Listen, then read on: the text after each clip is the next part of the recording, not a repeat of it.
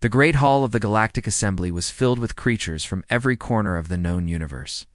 Some had scales that shimmered like jewels. Others had fur as white as snow, or skin that changed color with their moods.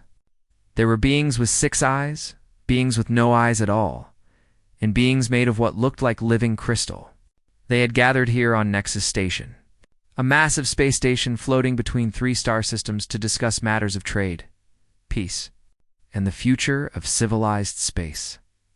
Among all these strange and wonderful creatures, the humans stood out for being remarkably ordinary. Ambassador Kira Dawson walked through the crowded halls with her head held high, even though she could feel the stares following her. She was a woman of 43 years with brown hair, starting to show streaks of gray and eyes the color of strong coffee. She wore a simple blue uniform with the Earth emblem on her shoulder, and she smiled at everyone she passed.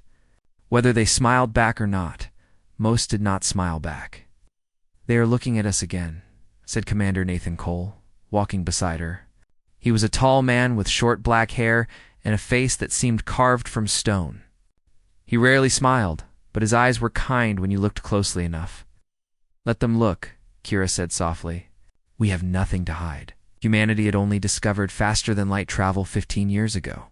In the grand scale of the galaxy, they were newborns taking their first steps.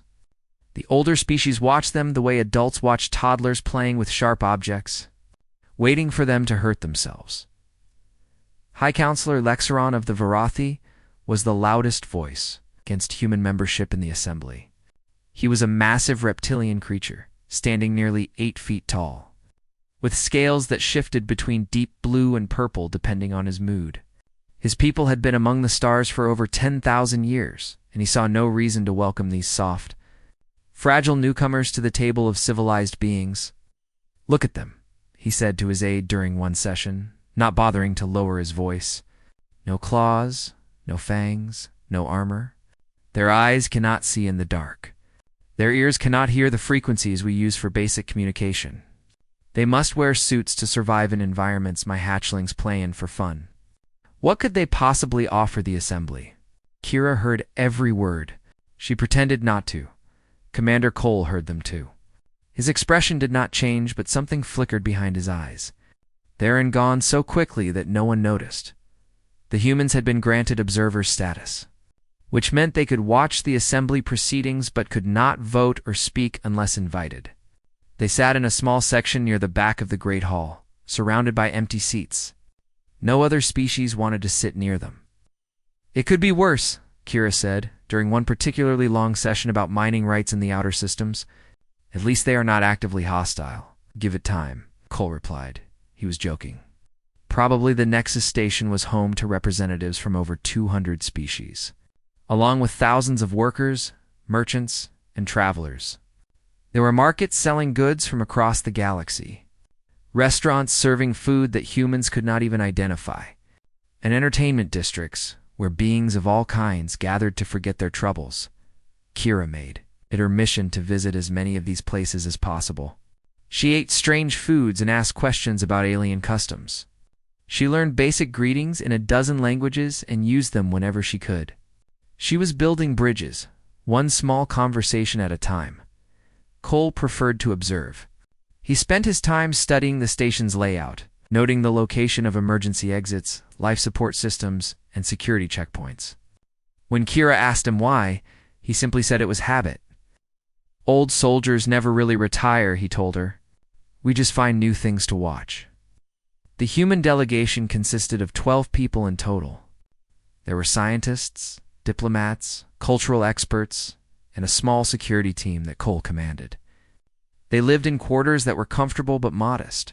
Tucked away in a section of the station that few others visited, Dr. Samuel Hayes was the team's chief medical officer. A gentle man with a round face and glasses that he was always pushing up his nose.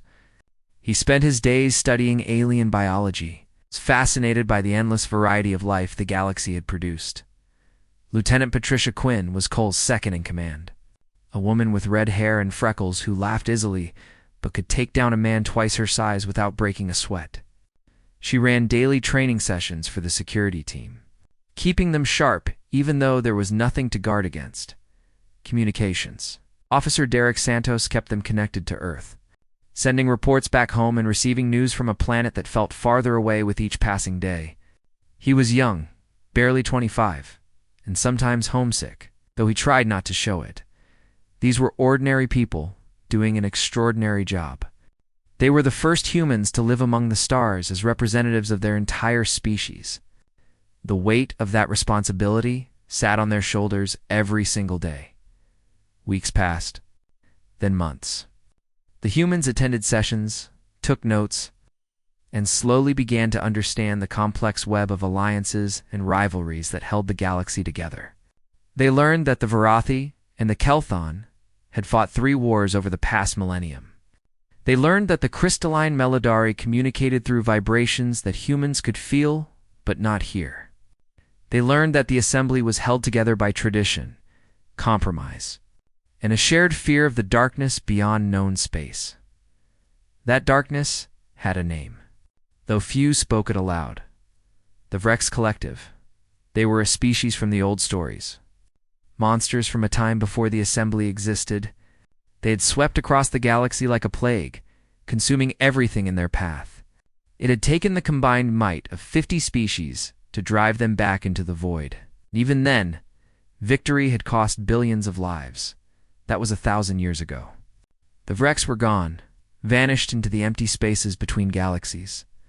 They were history, legend, a cautionary tale told to frighten children, or so everyone believed. The first transport ship went silent on a Tuesday, by Earth reckoning. It was a cargo vessel carrying medical supplies to a colony in the outer sectors.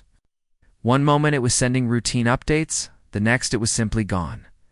The assembly noted the loss, but did not investigate. Ships went missing in the outer sectors all the time. Pirates, equipment failure, navigation errors. These things happened. The second ship vanished 3 days later. Then a third, then a fourth. By the time the assembly realized something was wrong, the killing had already begun, and everything the galaxy thought they knew about humans was about to change forever. The council chamber fell silent when the screens flickered to life. Every display, every holographic projector, every communication device on Nexus Station suddenly showed the same image. It was a feed from mining colony Thesis 7, a small settlement on a rocky moon at the edge of civilized space. What the assembly saw made even the bravest among them go. Pale the Vrex had returned. They moved through the colony. Streets like nightmares given form. Each one stood over 7 feet tall, with bodies covered in black chitinous armor that seemed to drink in the light. They had too many limbs, too many joints, and mouths filled with teeth designed for one purpose only. Their eyes glowed a faint red in the darkness, and they made sounds that triggered something ancient and terrible in the minds of everyone watching. Hi, Counselor Dexeron rose from his seat, his scales shifting to a sickly gray color that his people displayed only in moments of true fear. He had read the histories. He knew what the Verks were capable of. His own ancestors had lost 3 homeworlds to these creatures before the Great Alliance finally pushed them back. This cannot be, he whispered. They were destroyed. We destroyed them. But the evidence was playing out on every screen in the chamber. The Vrex were very much alive, and they were hunting. Colony Thesis 7 was home to 40,000 beings of various species. There were Varathi miners, Kelthan engineers, Melodari scientists, and dozens of other races who had come to extract valuable minerals from the moon's rich deposits. Among them was a human research team, 18 scientists and their families who had been studying the local geology. The Vrex did not care about species or politics. They cared only about feeding. Ambassador Kira Dawson stood frozen in her seat, watching the chaos unfold. She saw families running through the streets, parents carrying children, elderly beings struggling to keep up. She saw Vrex soldiers cutting them down without hesitation, without mercy, without any sign that they recognized their victims as living beings deserving of compassion. Then the feed showed something that made her heart stop. A Vrex soldier had found a hiding place. A small storage room where several people had taken shelter. It reached inside and pulled out a child a human girl no more than 6 years old. The girl was crying, screaming for her mother, kicking uselessly against the creature's armored grip. The Vrek studied her like a curiosity. Turning her small body this way and that, Kira felt something break inside her. Something she had kept carefully controlled for her entire diplomatic career. She was not the only one. Commander Nathan Cole had been sitting quietly throughout the session, observing as he always did. He had watched the Vreks arrive with the same calm expression he wore for everything. He had noted their numbers, their weapons, their formation patterns. His mind had been working through tactical scenarios, calculating odds and analyzing weaknesses. But when he saw that child, something changed. The other delegates in the chamber felt it before they understood what was happening. There was a shift in the air, sudden tension that made their instincts scream warnings their conscious minds could not interpret. Several of the more sensitive species actually moved away from the human section without knowing why. Cole stood up slowly. His movements were controlled, precise, economical. There was no wasted motion, no nervous energy. He looked at the screen for a long moment, then turned to face Ambassador Dawson. How many humans on that colony? His voice was quiet, flat, stripped of all emotion. 18 adults, Kira answered, her own voice shaking. 12 children. How many ships do we have? Just the Resolute. It is a diplomatic escort, Nathan. Barely armed. How many crew? 62. Cole nodded once, as if confirming something to himself. Then he turned and walked toward the exit. High Counselor Thexeron stepped into his path, towering over the human by more than 2 feet. Where do you think you are going? To my ship. You cannot be serious. The Verks have deployed 3 carrier groups around that moon. Over 200 warships. Your single vessel would not survive 10 seconds in that combat zone. Cole looked up at the massive reptilian, and Zexeron felt something he had not experienced in over a century of life. He felt the sudden urge to step backward. He felt prey instincts that his species had evolved past thousands of years ago suddenly wake up and start screaming. There are children on that moon, Cole said. Human children. I am going to get them. You will die. Probably. Then why go? Cole tilted his head slightly, as if the question confused him. Because they are ours. He walked past the counselor without another word. Kira hurried after him, catching up in the corridor outside the chamber. Dathan, wait. We need to think about this. I have thought about it. Council will never approve a military action. We do not have the authority to start a conflict on behalf of humanity. Cole stopped walking. He turned to face her, and Kira saw something in his eyes that she had never seen before. It was old and cold and utterly without mercy. I am not asking for approval, he said.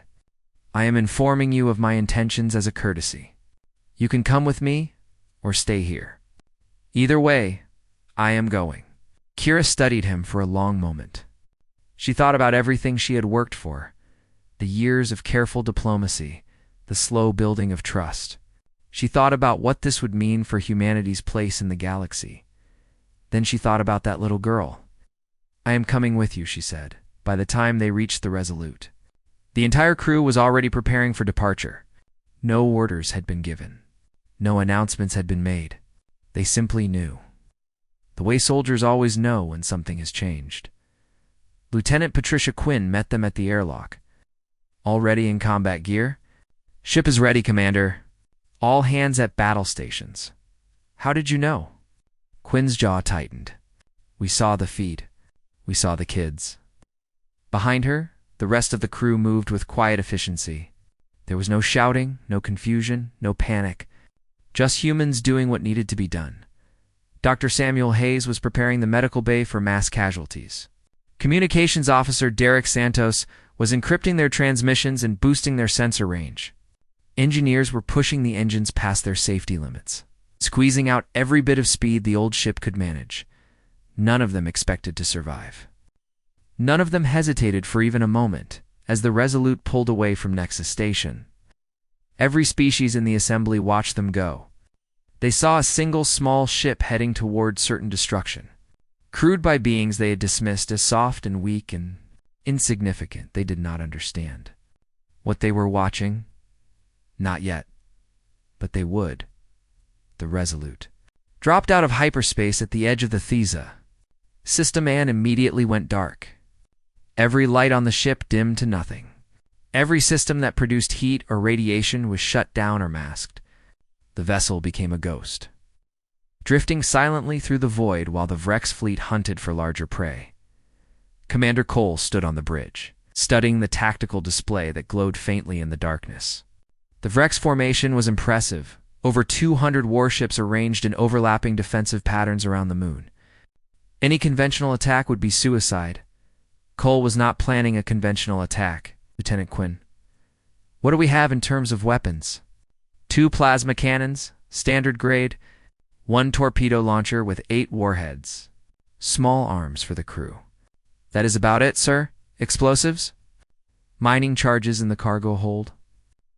We were supposed to deliver them to a research station next month. How many? 40 crates. About 2 tons total. Cole nodded slowly. A plan was forming in his mind, something no military academy would ever teach. Something born from instincts that humanity had carried since the first humans hunted mammoths with sharpened sticks. Santos, can you access the colony's internal systems? Derek Santos looked up from his station, his young face tight with concentration. I can try. The Vrex are jamming most frequencies. But if I bounce the signal through some of the mining satellites, I might be able to get through. Do it. I need building layouts, emergency shelter locations, and any communication with survivors. Yes. Sir, the Resolute crept closer to the moon, using the gravitational shadow of a nearby asteroid field to mask its approach. The journey that should have taken minutes stretched into hours as they moved carefully, patiently, like a predator stalking its prey. On the screens, they could see the colony burning. The Vrex had established a perimeter around the main settlement. But they were not organized like a military force. They moved like hunters, spreading out to chase down survivors, driving them from hiding places, herding them toward collection points. They were enjoying themselves. That would be their mistake. I have contact with survivors, Santos announced, his voice barely above a whisper, even though there was no one outside to hear. There are about 8,000 beings sheltering in the deep mining tunnels. The Vrex have not found them yet, but it is only a matter of time. Any word on the human team? Santos's face fell. 6 confirmed dead. The rest are scattered through the colony. I have locations for 9 of them, including 4 children. Cole closed his eyes for a moment. When he opened them again, there was nothing in them but cold calculation. Quinn, I want 4 strike teams. 6 people each. We go in quiet, we find our people, and we get them to the tunnels. And then we make the Vrex regret coming here. The landing was textbook perfect. 4 small shuttles touched down in different sectors of the colony, hidden among the wreckage of destroyed buildings. The teams emerged in silence. Moving through the ruins like shadows, Sergeant Luis Ortega led the first team through the industrial district. He was a stocky man with a shaved head and scars on his hands from a lifetime of hard work. Before joining the diplomatic mission, he had served 15 years in Earth's Special Forces. He had seen combat on 3 continents and in 2 off-world conflicts. None of that had prepared him for what he found in the colony. The streets were littered with bodies. Varathi, Kelthon, Melodari, beings of a dozen species, all cut down without mercy. Some had died fighting. Most had died running. Ortega felt his jaw tighten, but he kept moving. There would be time for grief later. Right now, there was work to do. His team found the first human survivor in a collapsed apartment building.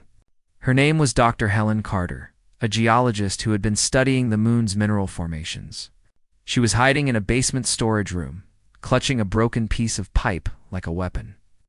Easy, Ortega said softly, holding up his hands. We are here to get you out. Helen stared at him with wild eyes. They killed everyone. The whole team. Simon, Martin, the Chens with their little boy. They just killed them. No. But you are alive, and we are going to keep you that way. Can you walk? She nodded shakily. Good. Stay close, Stay quiet and do exactly what I tell you." Across the colony, similar scenes were playing out. Team 2 found a human family hiding in a water treatment plant. A father and 2 daughters who had watched their mother die protecting them. Team 3 recovered a young scientist who had survived by playing dead among the bodies of his colleagues. Team 4, led by Corporal Megan Price, found the children. There were 3 of them, huddled together in a ventilation shaft that the wrecks were too large to enter. The oldest was 11, a boy named Kevin, who had somehow kept the younger ones quiet for 18 hours while monsters hunted through the building above them. "Hey there," Megan said softly, crouching at the entrance to the shaft. "My name is Megan. I am here to take you somewhere safe." Kevin looked at her with eyes too old for his face. "Are you a soldier? Something like that? Can you kill them?" The monsters. Megan felt something hard and sharp settle in her chest. "Yeah, kid. I can kill them." Getting the survivors to the mining tunnels was only the first part of the plan. The Vrex would eventually find the tunnels. They would eventually break through whatever defenses the survivors could mount. Unless something changed, everyone on that moon was going to die. Cole intended to change things, while the strike teams gathered survivors. The engineering crew of the Resolute had been busy. They had taken those 40 crates of mining charges and turned them into something far more dangerous. They had studied the Vrex patrol patterns and found the gaps. They had identified the weak points in the enemy formation. The Vrex thought they were the hunters here. They were wrong. At exactly midnight by Earth Standard Time, the first explosion lit up the colony. It took out a Vrex communications relay and 20 soldiers who had been using it as a base. Before the smoke cleared, there was another explosion, then another, then a dozen more, rippling through the colony in a carefully choreographed wave of destruction. The Vrex responded with fury and confusion. They rushed toward the explosions, abandoning their organized sweep patterns. Driven by rage and the desire to destroy whatever was attacking them, that was when the humans really went to work. Cole led the main assault himself. 23 humans against an army of thousands. The odds were impossible. The humans did not care about odds. They struck from the shadows, hitting hard and vanishing before the Vrex could respond. They used the narrow maintenance tunnels where the large aliens could not follow. They used the mining equipment left behind by fleeing workers. They used everything they had and invented new weapons when they ran out. Watching from Nexus Station, the assembly saw something they had never witnessed before. They saw humans hunt, and they were terrified. The first night became a legend. It would be told and retold across the galaxy for generations, growing larger with each telling. Though the truth was already extraordinary enough. 23. Humans held an entire sector of the colony against thousands of Rex warriors. They did not do it through superior firepower or advanced technology.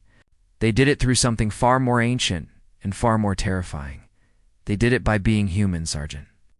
Luis Ortega led his team through the maintenance tunnels beneath the industrial district. The passages were narrow, barely wide enough for a human to crawl through, and they twisted and turned in ways that made navigation almost impossible. The Vrex could not follow, but they could hear the humans moving below them. They tried to cut them off, to collapse the tunnels, to flood them with toxic gas. None of it worked. The humans knew these tunnels now. They had memorized every turn, every junction, every emergency exit. They moved through the darkness like water flowing through cracks in stone, appearing where the Vex least expected and disappearing before retaliation could arrive. Ortega's team set traps. Using mining equipment and chemical compounds they found in abandoned storage rooms, they rigged motion sensors from broken security systems to trigger explosive charges. They turned the industrial district into a maze of death, where every shadow could hide a killer by dawn.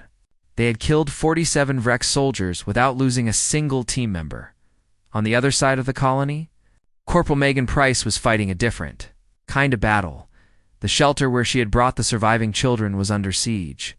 A Vrex hunting pack had tracked them there, drawn by heat signatures or some other sense that humans did not possess. There were 12 of the creatures outside. They were systematically tearing through the barricades. Megan had 6 people with her, including 2 scientists who had never held a weapon before today. She had limited ammunition, no heavy weapons, 43 civilians depending on her to keep them alive. She did not consider retreat. She did not consider surrender. She simply did the math and started planning. Dr. Carter, I need you to take the children to the lower level. There is an emergency exit that leads to the mining tunnels. If we do not stop them here, you run. You do not look back. You do not wait. You just run until you reach the main shelter. Helen Carter nodded, her face pale but determined. What about you? I will buy you time. How much time? Megan checked her ammunition. As much as it takes. The first Vrex broke through the barricade 20 minutes later. It was massive, nearly 8 feet tall, with claws that could tear through metal and teeth designed to crush bone. It looked at Megan and made a sound that might have been laughter. Megan put 3 rounds through its primary nerve cluster before it finished the sound. The second Vrex learned from the first. It came through low and fast, using its armored body as a shield. Megan adjusted, aiming for the joints where the armor was weakest. 2 shots to the left knee, 1 to the right elbow. The creature stumbled, and one of the scientists, a young man named Peter Brooks, who had been studying alien plant life until 20 hours ago, swung a metal pipe into its skull with all the strength terror could provide. The Vrex fell. He did not get up.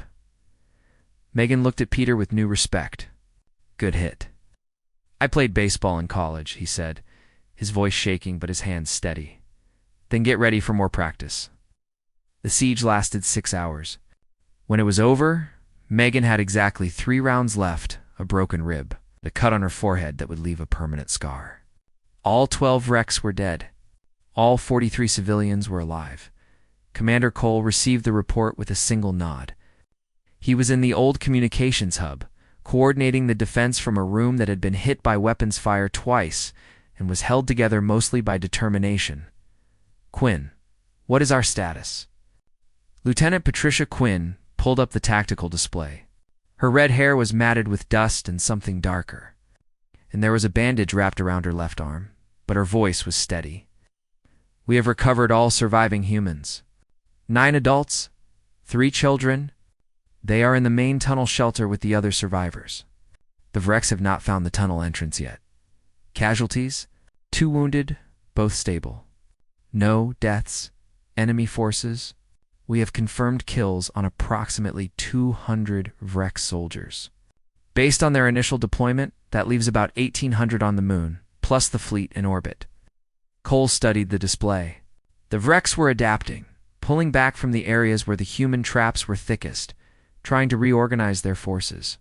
They were learning, but they were also scared. He could see it in their movement patterns, in the way they clustered together instead of spreading out, in the hesitation before they entered buildings that might contain human ambushes.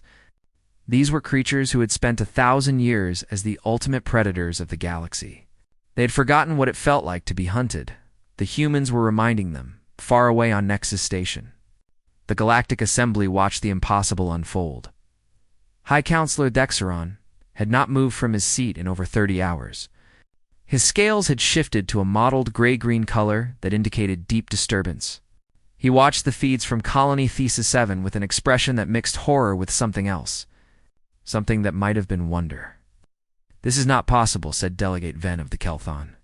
A smaller reptilian species known for their tactical brilliance. 23 beings against thousands. The mathematics do not allow for this. Mathematics do not account for what we are seeing, Dexeron replied softly. They watched as a human soldier. A woman with red hair held a choke point against 8 Vrex warriors. Using nothing but a plasma cutter and a fire axe she had found in an emergency station, they watched as human engineers turned mining equipment into weapons that could pierce Vrex armor.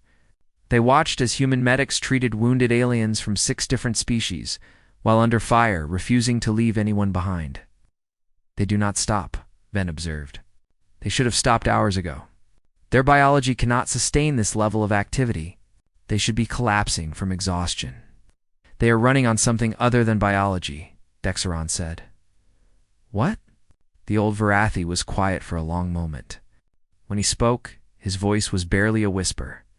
When I was young, my grandfather told me stories about the old wars.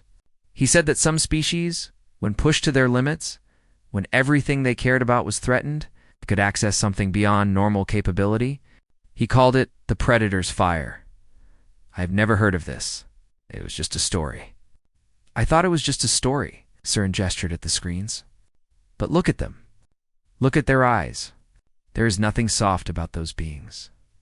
Nothing weak. Whatever we thought we knew about humans, we were wrong. On the moon below, the Vrex commander finally lost patience. He ordered a full ground assault, pulling troops from patrol duty across the entire colony. He would overwhelm these stubborn defenders with sheer numbers, crush them under the weight of his army. It was exactly what Commander Cole had been waiting for. The moment the Vrex forces concentrated on the human positions, the moment they abandoned their scattered patrols to form a single massive assault, the moment they stopped watching the skies, a signal went out, and 12 more human ships dropped out of hyperspace. They had been traveling through unmapped regions of space for 3 days, using routes that no navigation computer would recommend. They had pushed their engines to the breaking point and beyond. They had crossed 400 light-years in half the time any other species would have considered safe. They had come because their people needed them, and now the Vrex were trapped between a human force on the ground and a human fleet in the sky. And for the first time in 1,000 years, the galaxy's most feared predators learned what it meant to be prey. The human fleet was not impressive by galactic standards. There were 12 ships in total, ranging from small patrol boats to a single aging destroyer called the Stalwart. They were outgunned, outmaneuvered, and outnumbered by a factor of 20 to 1. None of that mattered. Captain Diana Walsh commanded the Stalwart from a bridge TH. It had been at battle stations for 72 hours straight. She was a woman of 53 years, with silver hair cut short and practical, and eyes that had seen more combat than most people could imagine. Her crew had pushed their ship through regions of space that should have taken weeks to cross, burning their engines hot enough to melt the deck plating, all to reach this moment. All ships, this is Captain Walsh, form up on my position. We are going in. The Vrex fleet turned to face this new threat, confident in their overwhelming advantage. Their carriers launched wave after wave of fighters. Their heavy cruisers charged their main weapons. Their commanders laughed at the foolishness of these creatures who had come to die. The laughter stopped. Quickly, human ships did not fight like other vessels. They did not maintain formations or follow predictable patterns. They moved like wolves, striking at weak points in the enemy line, using the Vrex's own ships as cover against their allies. They targeted engines and weapon systems rather than trying to destroy entire vessels, crippling ship after ship and leaving them drifting helplessly. The Stalwart led the charge, its old guns blazing with a fury that belied its age. Walsh knew every weakness in her ship, every system that might fail, every maneuver that pushed the limits of what the hull could handle. She used all of it. Helm, bring us around the far cruiser. Weapons, target their engine manifold on my mark, Captain. That will put us directly in the crossfire, I know, Mark. The Stalwart twisted through a wall of enemy fire, taking hits that made the entire ship shudder. Alarms screamed. Damage reports flooded in from every section. But the guns kept firing, and when they struck the Vrex cruiser's engine manifold, the resulting explosion took out 2 enemy fighters as well. On the moon below, the Vrex ground forces realized they were in trouble. Their fleet, which should have protected them, was now fighting for its own survival. Reinforcements would not be coming. Evacuation would not be coming. They were alone, surrounded by a hostile environment and an enemy that simply would not stop. Commander Cole saw the opportunity and seized it. All teams, this is it. Push forward. Drive them toward the landing field. The humans emerged from their hiding places like ghosts given form. They moved through the colony streets in coordinated waves, using the Vrex's confusion against them. Every time the aliens tried to establish a defensive position, a human team appeared to flank them. Every time they tried to retreat, they found their path blocked. Sergeant Ortega led the final assault on the Vrex command post. His team had been fighting for nearly 40 hours without rest. Their ammunition was nearly exhausted. Half of them were wounded in some way. They kept going. Contact right to hostiles, called Private Amy Grant, a young woman who had been a school teacher before she joined the space program. She had killed 17 Vrex soldiers in the past 2 days. Her hands no longer shook when she pulled the trigger. Ortega took down one. Grant took down the other. They moved on without breaking stride. The Vrex commander, a massive creature covered in ceremonial scars from 100 victories, met them at the doors of his command center. He was surrounded by his personal guard, 12 elite warriors chosen for their strength and ferocity. Ortega studied them for a moment. Then he looked at his team, 6 exhausted humans with improvised weapons and borrowed courage. "On me," he said simply, and charged. The fight lasted 4 minutes. When it was over, the Vrex commander lay dead at Ortega's feet, and the last of the elite guards were being secured by human soldiers. Ortega himself had 3 new wounds and a broken wrist. He did not seem to notice. In orbit, the battle was reaching its conclusion. The human fleet had lost 3 ships and 107 crew members. The Vrex fleet had lost everything. Some ships were destroyed outright. Others were drifting without power, their crews dead or dying. A handful had tried to flee only to find that human ships could pursue them through regions of space they had considered impassable, Captain. Walsh surveyed the wreckage from her damaged bridge. Her ship was barely holding together. Her crew was exhausted beyond measure, and yet when she spoke, her voice was steady. "This is Captain Walsh to all human vessels. The enemy fleet has been neutralized. Begin recovery operations. We are not leaving anyone behind." It took 2 more days to secure the colony completely. The Vrex had hidden in various locations, desperate survivors of an army that had expected easy conquest. The humans found them all, one by one. Some surrendered. Most did not. When Commander Cole finally emerged from the command post, the suns were setting on the horizon, casting long shadows across the ruined streets. He was covered in dust and dried blood, some of it his own. He had not slept in over 50 hours. In his arms, he carried a child. The same little girl who had been captured in the first moments of the invasion, the one whose image had been broadcast across the galaxy. She had survived, hidden by brave souls who had given their lives to protect her. She was sleeping now, her small face peaceful, despite everything she had witnessed. Ambassador Kira Dawson met him at the edge of the landing field. She looked as exhausted as he felt, but there was something new in her eyes, something that had not been there before. "The Assembly is requesting a full report," she said.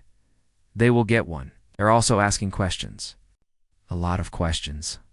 About humans. About what we are. About what we are capable of." Cole looked down at the child in his arms. "What are you going to tell them?" Kira smiled, though it did not quite reach her eyes. "The truth, that we are exactly what we have always been. We just had not shown them yet." The return to Nexus Station was quiet. The human ships, battered and scarred, docked at their assigned berths. The crews disembarked in silence, bone-tired but unbowed. The rescued civilians were transferred to medical facilities, where doctors of a dozen species worked to heal their wounds. "Hi, Counselor." The Xaran was waiting when Ambassador Dawson and Commander Cole entered the Great Hall. He was alone, having dismissed his aides and guards. He stood in the center of the chamber, looking suddenly very old. "I owe you an apology," he said simply. "We all do." Cole said nothing. Dawson tilted her head slightly. "We looked at you and saw prey," Dexeron continued. "We saw soft skin and blunt teeth and slow reflexes. We thought we understood what you were." He paused, searching for words. "We were fools. What do you think we are now?" Dawson asked. The old Varathi was quiet for a long moment. When he spoke, his voice was heavy with something that might have been respect, or might have been fear. "I think you are predators who choose not to hunt. I think the softness we saw was a choice, not a weakness. I think you show the galaxy your gentle face because you want to be gentle, not because you cannot be otherwise." He looked at Cole, meeting the human's steady gaze. and I think we should all be very grateful that you have chosen to be our friends." The Galactic Assembly voted the following day. Humanity was granted full membership, not because they had proven themselves civilized, but because the galaxy had finally understood what walked among them. The humans returned to their modest quarters, and their careful diplomacy and their warm smiles. They went back to eating strange foods and learning new languages and building bridges one conversation at a time. But now, when they walked through the halls of Nexus Station, no one stared at them with amusement or contempt. Now, other species moved aside to let them pass. Now, when High Counselor Vexeron saw Ambassador Dawson in the corridor, he inclined his head in a gesture of respect. The galaxy had seen humanity's predator mode activate in real time. They had watched ordinary people do extraordinary things when their pack was threatened. They had learned that the friendly newcomers were not pretending to be something they were not. They were simply choosing to be kind, and somewhere in the stars, any species that might have considered threatening humanity looked at the wreckage of the Vrex Collective and quietly changed their plans. The humans never stopped smiling. But now, everyone knew what lay behind those smiles, waiting patiently in the shadows, ready to emerge if ever it was needed again. And the galaxy slept a little easier knowing that humanity was on their side.